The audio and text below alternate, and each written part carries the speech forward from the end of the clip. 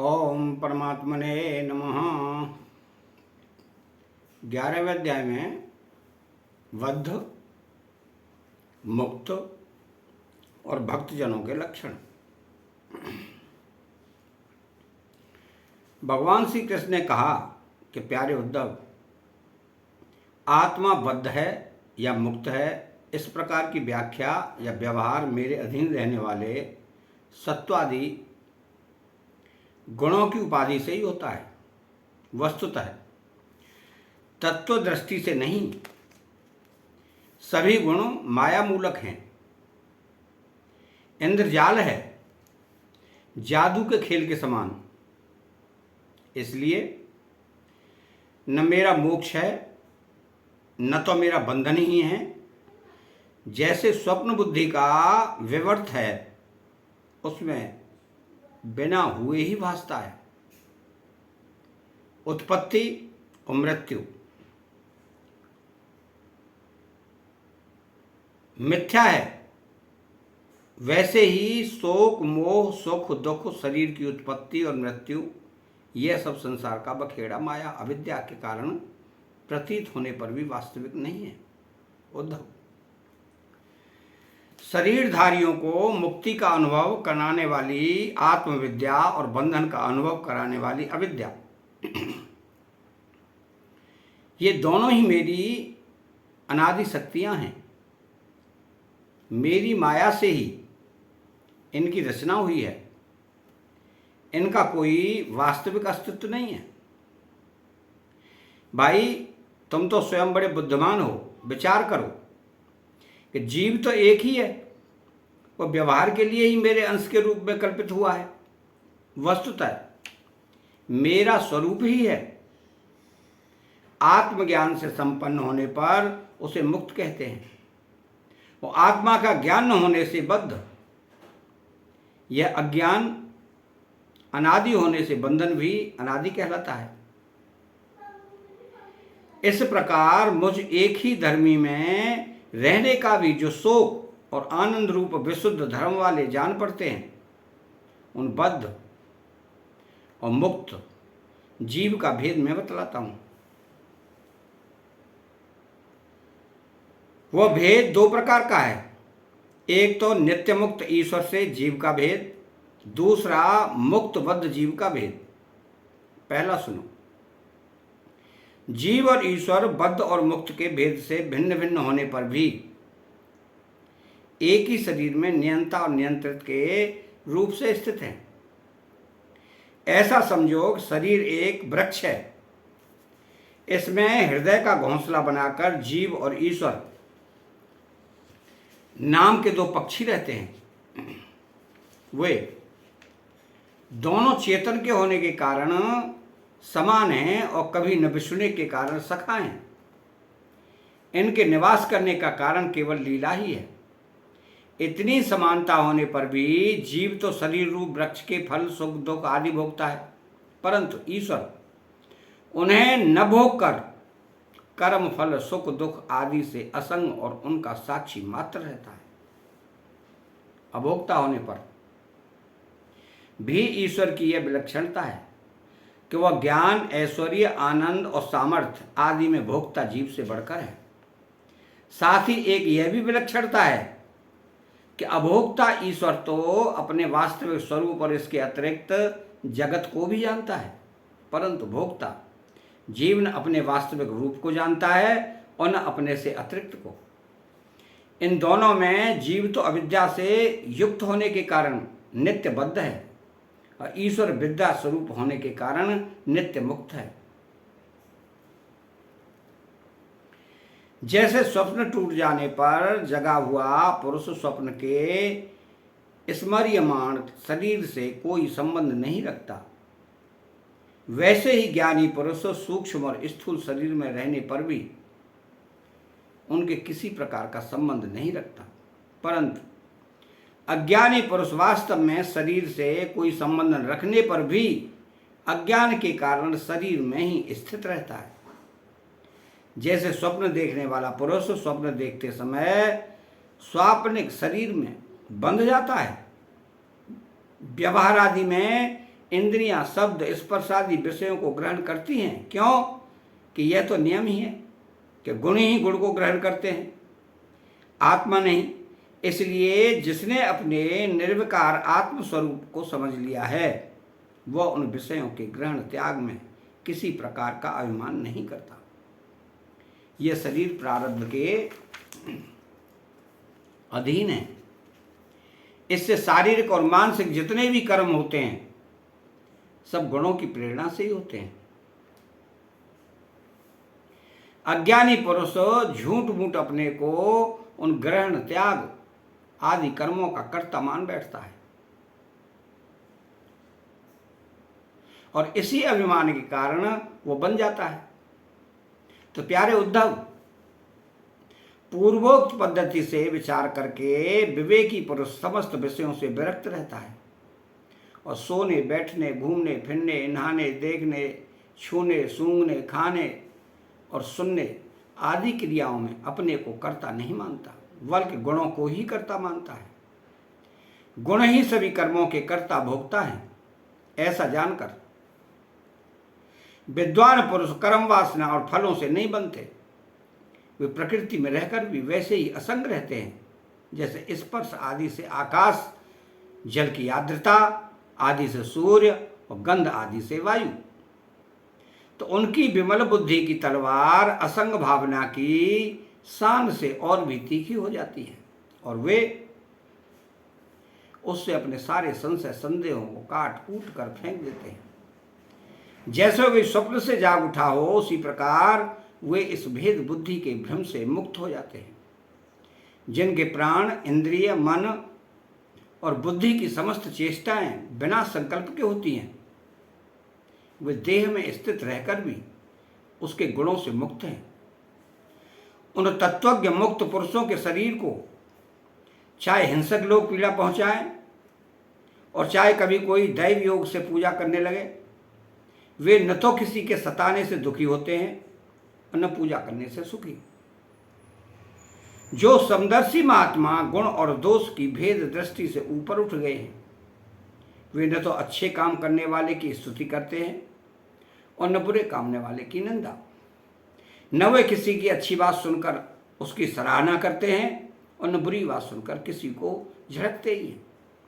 जीवन मुक्त पुरुष न तो कुछ भला या बुरा काम करते हैं, न कुछ भला या बुरा कहते हैं और न सोचते ही हैं। वे व्यवहार में अपनी समान वृत्ति रखकर आत्मानंद में ही मग्न रहते हैं और जड़ के समान मानो कोई मूर्ख हो, इस प्रकार विचरण करते रहते हैं। तो प्यारे उद्धव, जो पुरुष वेदों का तो पारगामी विद्वान हो परंतु परब्रह्म के ज्ञान से शून्य हो, उसके परिश्रम का कोई फल नहीं है। वह तो वैसा ही है जैसे बिना दूध की गाय का पालने वाला। दूध न देने वाली गाय व्यभिचारिणी स्त्री, पराधीन शरीर, दुष्ट पुत्र, सतपात्र के प्राप्त होने पर भी दान किया हुआ धन और मेरे गुणों से रहित वाणी व्यर्थ है। इन वस्तुओं की रखवाली करने वाला दुख पर दुखी भोगता रहता है। इसलिए उद्धव, जिस वाणी में जगत की उत्पत्ति, स्थिति और प्रलय रूप मेरी लोक पावन लीला का वर्णन न हो और लीला अवतारों में भी मेरे लोकप्रिय राम कृष्ण आदि अवतारों का जिसमें यशोगान न हो, वह वाणी बंध्या है। बुद्धिमान पुरुष को चाहिए कि ऐसी वाणी का उच्चारण एवं श्रवण न करे। तो प्रिय उद्धव, जैसा कि ऊपर वर्णन किया गया है, आत्म जिज्ञासार विचार के द्वारा आत्मा में जो अनेकता का भ्रम है उसे दूर कर दे और मुझ सर्वव्यापी परमात्मा में अपना निर्मल मन लगा दे तथा संसार के व्यवहारों से उपराम हो जाए। यदि तुम अपना मन परब्रह्म में स्थिर न कर सको तो सारे कर्म निरपेक्ष होकर मेरे लिए ही करो। मेरी कथाएं समस्त लोगों को पवित्र करने वाली एवं कल्याण स्वरूपिणी हैं। श्रद्धा के साथ उसे सुनना चाहिए। बार बार मेरे अवतार और लीलाओं का गान, स्मरण और अभिनय करना चाहिए। मेरे आश्रित रहकर मेरे ही लिए धर्म, काम और अर्थ का सेवन करना चाहिए। प्रिय उद्धव, जो ऐसा करता है उसे मुझ अविनाशी पुरुष के प्रति अनन्य प्रेममयी भक्ति प्राप्त हो जाती है। भक्ति की प्राप्ति सत्संग से होती है। जिसे भक्ति प्राप्त हो जाती है वो मेरी उपासना करता है, मेरे सानिध्य का अनुभव करता है। इस प्रकार जब उसका अंतःकरण शुद्ध हो जाता है तब वह संतों के उपदेशों के अनुसार उनके द्वारा बताए हुए मेरे परम पद को, वास्तविक रूप को, स्वरूप को सहज ही में प्राप्त हो जाता है। उद्धव जी ने पूछा कि भगवान, बड़े बड़े संत आपकी कीर्ति का गान करते हैं, आप कृपया बतलाइए कि आपके विचार से संत पुरुष का क्या लक्षण है, आपके प्रति कैसी भक्ति करनी चाहिए। जिसका संत लोग आदर करते हैं, भगवान आप ही ब्रह्मा आदि देव, श्रेष्ठ देवता, सत्यादि लोग, चराचर जगत के स्वामी हैं। मैं आपका विनीत प्रेमी और शरणागत भक्त हूं। आप मुझे भक्ति और भक्त का रहस्य बतलाइए। भगवान, मैं जानता हूं कि आप प्रकृति से परे पुरुषोत्तम एवं चिदाकाश स्वरूप ब्रह्म हैं। आपसे भिन्न कुछ भी नहीं है। फिर भी आपने लीला के लिए स्वेच्छा से ही अलग शरीर धारण करके अवतार लिया है। इसलिए वास्तव में आप ही भक्ति और भक्त का रहस्य बतला सकते हैं। भगवान श्री कृष्ण ने कहा, प्यारे उद्धव, मेरा भक्त कृपा की मूर्ति होता है। वह किसी भी प्राणी से बैरभाव नहीं रखता और घोर से घोर दुख भी प्रसन्नता पूर्वक सहता है।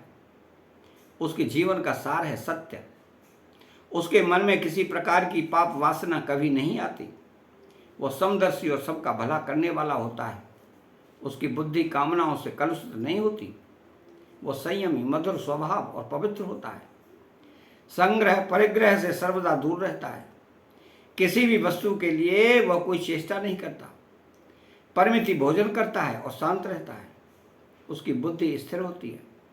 उसे केवल मेरा ही भरोसा होता है और वह आत्म तत्व के चिंतन में सदा संलग्न रहता है। वह प्रमाद रहित, गंभीर स्वभाव और धैर्यवान होता है। भूख प्यास शोक मोह और जन्म मृत्यु ये छहों उसके भूख प्यास शोक मोह और जन्म मृत्यु ये छहों उसके बस में रहते हैं। वह स्वयं तो कभी किसी से किसी प्रकार का सम्मान नहीं चाहता, परंतु दूसरों का सम्मान करता रहता है। मेरे संबंध की बातें दूसरों को समझावे में बड़ा निपुण होता है और सभी के साथ मित्रता का व्यवहार करता है। उसके हृदय में करुणा भरी होती है। मेरे तत्व का उसे यथार्थ ज्ञान होता है। तो प्रिय उद्धव, मैंने वेदों और शास्त्रों के रूप में मनुष्यों के धर्म का उपदेश किया है। उनके पालन से अंतःकरण शुद्ध आदि गुण और उल्लंघन से नरकादि दुख प्राप्त होते हैं। परंतु मेरा जो भक्त उन्हें भी अपने ध्यान आदि में विशेष समझकर त्याग देता है। मैं कौन हूं, कितना बड़ा हूं, कैसा हूं, इन बातों को जाने चाहे न जाने, किंतु जो अनन्य भाव से मेरा भजन करते हैं वे मेरे विचार से मेरे परम भक्त हैं। प्यारे उद्धव, मेरी मूर्ति और मेरे भक्तजनों का दर्शन, स्पर्श, पूजा, सेवा, शुश्रूषा, स्तुति और प्रणाम करें तथा मेरे गुण और कर्मों का कीर्तन करें। उद्धव, मेरी कथा सुनने में श्रद्धा रखे और निरंतर मेरा ध्यान करता रहे।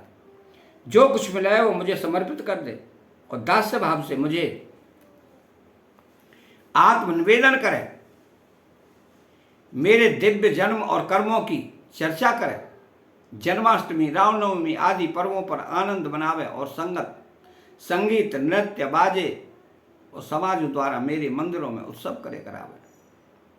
वार्षिक त्योहारों के दिन मेरे स्थानों की यात्रा करे, जुलूस निकाले तथा विविध उपहारों से मेरी पूजा करे।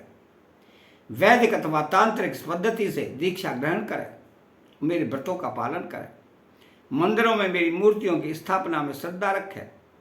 यदि यह काम अकेला न कर सके तो औरों के साथ मिलकर उद्योग करे। मेरे लिए पुष्प वाटिका, बगीचे, क्रीड़ा के स्थान, नगर और मंदिर बनवावे। सेवक की भांति श्रद्धा भक्ति के साथ निष्कपट भाव से मेरे मंदिरों की सेवा शुश्रूषा करे। झाड़े बहारे, लीपे पोते, छिड़काव करे और तरह तरह के चौक पूरे। अभिमान न करे, दम्भ न करे, साथ ही अपने शुभ कर्मों का ढिढोरा भी न पीटे। तो प्रिय उद्धव, मेरे चढ़ावे की अपने काम में लगाने की बात तो दूर रही, मुझे समर्पित दीपक के प्रकाश से भी अपना काम न ले। किसी दूसरे देवता की चढ़ाई हुई वस्तु मुझे न चढ़ाए। संसार में जो वस्तु अपने को सबसे प्रिय, सबसे अभीष्ट जान पड़े वो मुझे समर्पित कर दे। ऐसा करने से वह वस्तु अनंत फल देने वाली हो जाती है। तो भद्र, सूर्य, अग्नि, ब्राह्मण, गौ, वैष्णव, आकाश, वायु, जल, पृथ्वी, आत्मा और समस्त प्राणी, ये सब मेरी पूजा के स्थान हैं। प्यारे उद्धव, ऋग्वेद, यजुर्वेद और सामवेद के मंत्रों द्वारा सूर्य में मेरी पूजा करनी चाहिए, हवन के द्वारा अग्नि में, आतिथ्य द्वारा श्रेष्ठ ब्राह्मण में और हरी भरी घास आदि के द्वारा गौओं में मेरी पूजा करें।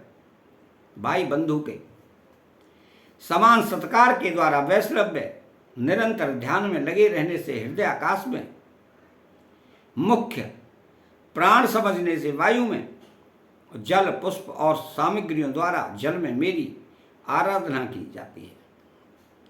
गुप्त मंत्रों द्वारा न्यास करके मिट्टी की वेदी में, उपयुक्त भोगों द्वारा आत्मा में और समदृष्टि द्वारा संपूर्ण प्राणियों में मेरी आराधना करनी चाहिए। क्यों? कि मैं सभी में क्षेत्रज्ञ आत्मा के रूप में स्थित हूँ। इन सभी स्थानों में शंख, चक्र, गदा, पद्म धारण किए 4 भुजाओं वाले शांति मूर्ति श्री भगवान विराजमान हैं। ऐसा ध्यान करते हुए एकाग्रता के साथ मेरी पूजा करनी चाहिए। और इस प्रकार जो मनुष्य एकाग्र चित्त से यज्ञ, याग आदि इष्ट और कुआ, वावली, वनमाना आदि पूर्व कर्मों के द्वारा मेरी पूजा करता है, उसे मेरी श्रेष्ठ भक्ति प्राप्त होती है तथा संत पुरुषों की सेवा करने से मेरे स्वरूप का ज्ञान भी हो जाता है। तो प्यारे उद्धव, मेरा ऐसा निश्चय है कि सत्संग और भक्ति योग, इन 2 साधनों का एक साथ ही अनुष्ठान करते रहना चाहिए। प्राय इन दोनों के अतिरिक्त संसार सागर में पार होने का और कोई उपाय नहीं है। क्यों? कि संत पुरुष मुझे अपना आश्रय मानते हैं और मैं सदा सर्वदा उनके पास बना रहता हूँ। तो प्यारे उद्धव, अब मैं तुम्हें एक अत्यंत गोपनीय परम रहस्य की बात बतलाऊंगा। क्यों? कि तुम मेरे प्रिय सेवक, हितैषी, सुहृद और प्रेमी सखा हो, साथ ही सुनने के भी इच्छुक हो। अतः यह 11वां अध्याय समाप्त होता है। चैनल को सब्सक्राइब करें, बेल आइकन घंटी को दबाएं और कमेंट बॉक्स में श्री राधे कृष्ण लिखें। जय श्री कृष्णा।